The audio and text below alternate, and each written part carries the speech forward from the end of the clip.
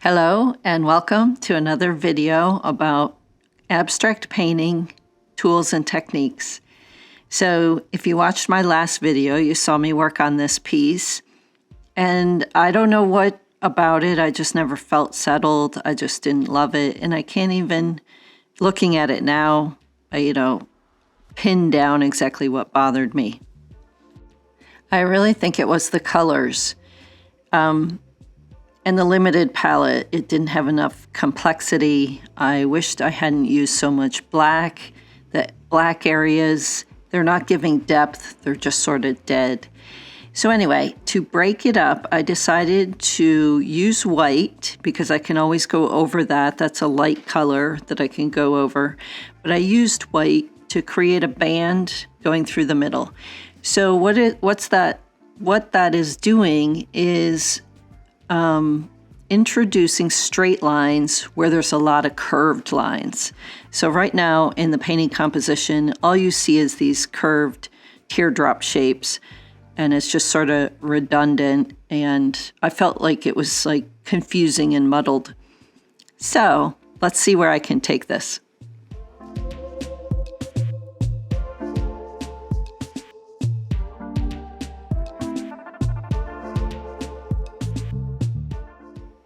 So I really wanted this to be straight, ruled lines and taped off lines. So I really wanted it to contrast with all the painterly, curvilinear stuff that's already happening.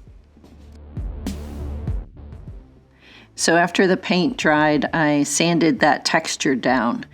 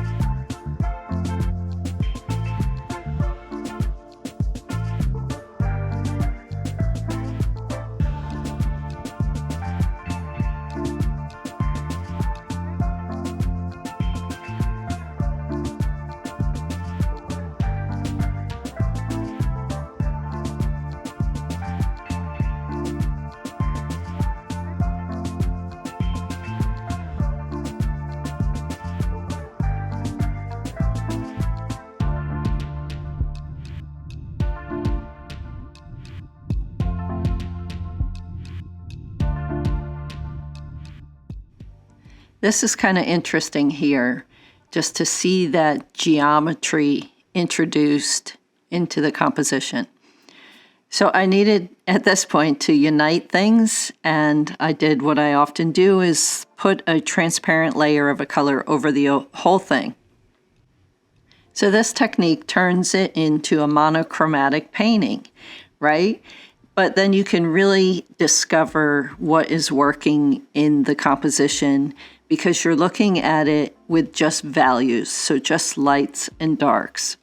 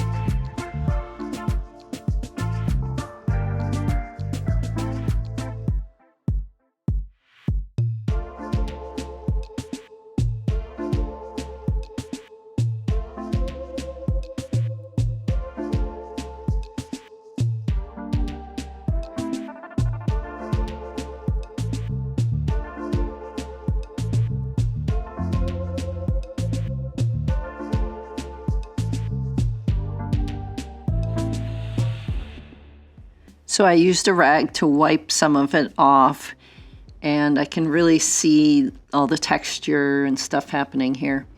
So it really only has midtones and darks right now, so then I grabbed my color shaper and went back in with white, and I'm drawing with this rubber spatula type of tool.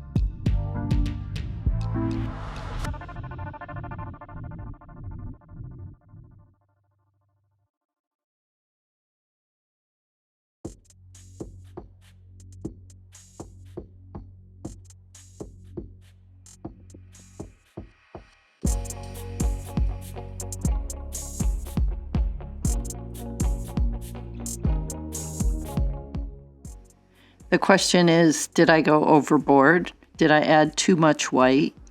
And then somewhere along the line, this fluorescent neon pink gets splattered on there. And I actually don't remember if that was intentional. You can see slightly off camera that I'm working on another sketch. So it's possible that I splattered it accidentally. I really like the pink and the blue together. But right here, I decided the band, I went over it again in white, but I wasn't happy with the proportions. So you can see that I'm making it a bigger band, which makes these, makes the painting divided into thirds. So maybe that feels more comfortable going along with the rule of thirds.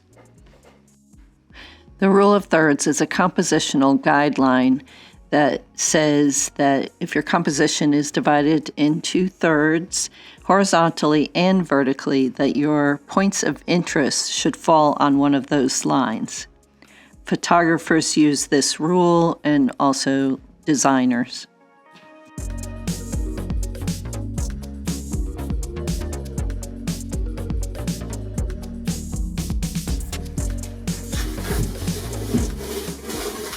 So now it's time to add some more neon pink to see if that's a good decision or a complete mistake. And I love this neon pink, but whenever I introduce it, it always feels just a little bit too bright, and I usually end up covering it.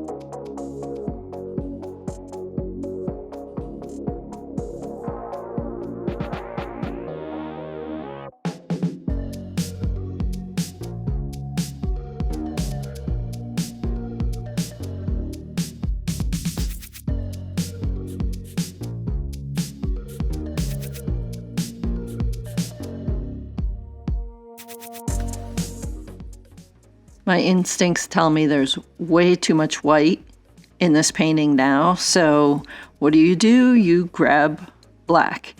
So I put a square of black next to this bright pink. The pink over the blue is really fun. And you see through this transparent pink layer into the texture. So the black, I end up scraping that curvilinear shape back into it, and then I take it outside and hit it with some spray paint. Wow, you really see how bright it is when it's outside.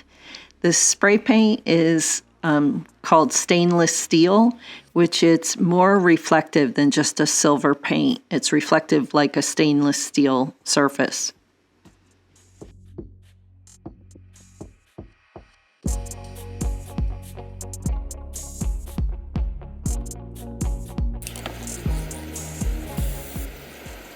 I think I should have stopped right here. But guess what? I didn't. So I took a picture on my phone when I brought it inside, and you can see me playing around with the sketch technique that I demonstrated in my last video, where you text it to yourself and you can look at them next to each other and compare them.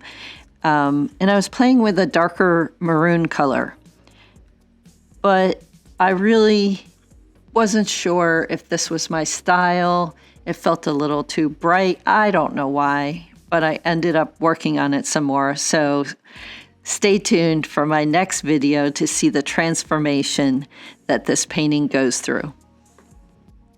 Thanks for watching. I'll see you in my next video.